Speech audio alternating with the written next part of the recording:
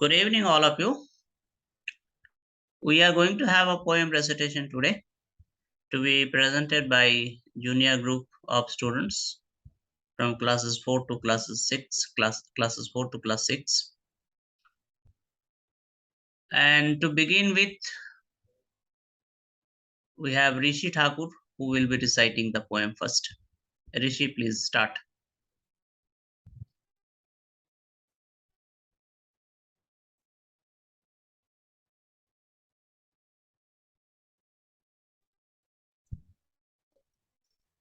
Yes, sir. Can I start? Yes, please start. The Labors of Hercules by Paul Verhoeven. The great warrior Hercules was made out of pretty stern stuff. He carried out famous tasks, all of them really tough. He fought a lion with claws so sharp that it could rip armor to shreds. And then he killed a hydra, that's a monster with 9 heads. After that, he was told to go and catch a golden deer. The deer was very hard to catch. It took Hercules a full year. His next task was hunting again, this time a wild savage boar. After that, he cleaned the stable, which was full of manure. Hercules cleaned those huge stables in just one single day. And then he had to go and chase some nasty birds away. Next, he got a dangerous bull. He was rampaging through Crete. After that, he stole some horses that had a taste for meat. He went to the Amazons next and wound up having a battle. After that, he had to go and steal a monster's cattle. Next, he had to search the whole world to find some special magic fruit. And finally, he got a dog, a huge three-headed brute, Hercules, and a great reward for being so strong and so clever. His father Zeus promised him that he would live forever. Thank you, sir. Thank you, Rishi. That was good. And now we have Utsav who will be reading out the poem because he has not memorized. Please unmute and start. Bird of Paradise by Christina Rossetti. Golden winged, silver winged, winged with flashing tail. Such a flight of birds I saw, birds without a name. Singing songs in their own tongue, song of songs they came. One to another calling in, each answering each, one to another calling in their proper speech. High above my head they wheeled, far out of reach. On wings of flame they went and came with a cadence planned. Their silver wing tinkled, their golden wing ran. The wind it whistled, their wing, where in heaven they sang. They flashed and they darted, a while before my night. Mounting, mounting, mounting still, in haste to steal the skies. Birds without nest on earth, birds of paradise. Where the moon rising through, nor the sun sinks the west. Theirs to sing their glory, which they sing at rest. There to sing their love songs, when they sing their best. Not in any garden that mortal foot hath trod, not in any flowering tree that springs from earthly sod, but in the garden where they dwell, the paradise of God. Thank you. Thank you, Utsav. Next time you will memorize it. And next, it will be presented by Swastik. Poem Leisure by W.H. Davis. What is this life if full of care? We have no time to stand and stare, no time to stand and beneath the boughs and stare as long as sheep or cows, no time to see when woods we pass where squirrels hide their nuts in grass, no time to see in broad daylight, no time to see in broad daylight streams full of stars like skies at night. No time to turn at beauty's glance and watch their feet, how they can dance.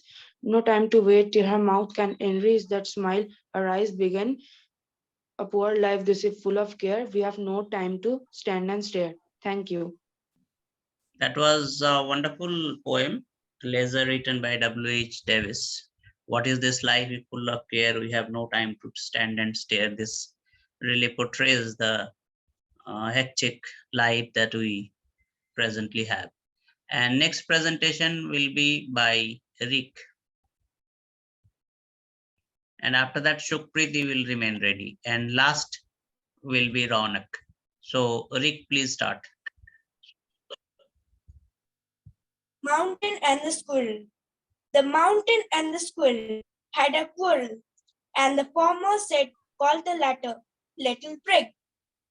Bun replied, you are doubtless very big, but all sorts of things and weather must be taken in together to make up a year. And I think it no disgrace to occupy the place. You are not so small.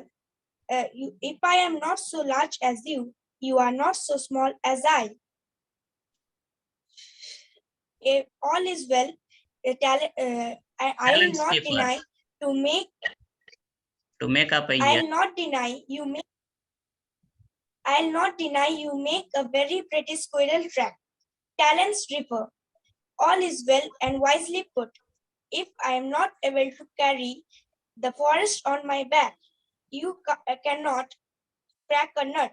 Neither By can you crack Rough a nut. Wado, Neither can you crack a nut.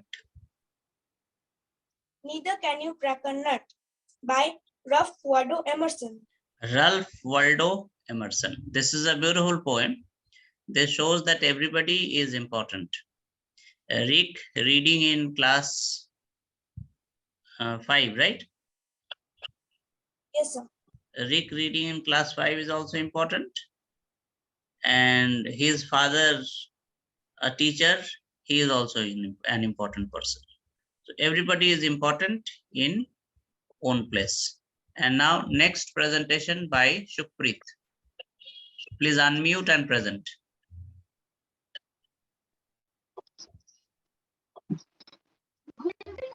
Dear friends and respected teachers, today I am going to recite a poem known as Travel Plans written by Bobby Cats. If you could go anywhere, where would you go? Deep in the jungle, deep in the snow, deep in the ocean to talk to a fish. If you could go anywhere that you could wish, if I could go anywhere, here's what I would do. I would hop in a pouch of a kind kangaroo. I would travel as long as I live. I would learn to say thank you in kangaroo. I would go through a hole of a needle like a thread. I would feel like a top on the point of my head. I would skate on ice cube. I would swim in a glass. I would ride on a grasshopper if one should pass. And when I am tired to be so small, I would say myself to be tall. I would step over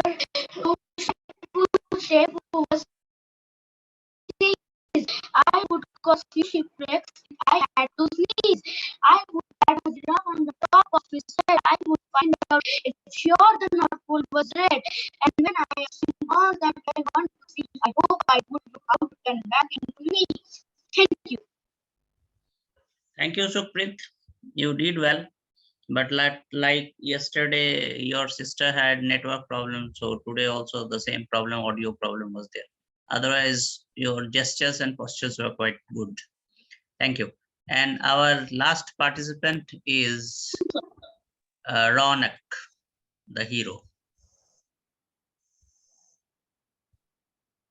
Lines written in early spring by William Wordsworth. I heard 1,000 blended notes while in a grove I sate reclined, in that sweet mood when pleasant thoughts bring sad thoughts to the mind.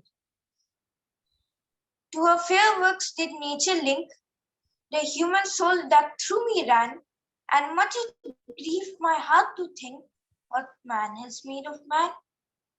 Through primrose tufts in that green bower, the periwinkle trailed its breaths, and 'tis my fate that every flower enjoys the airy breeze.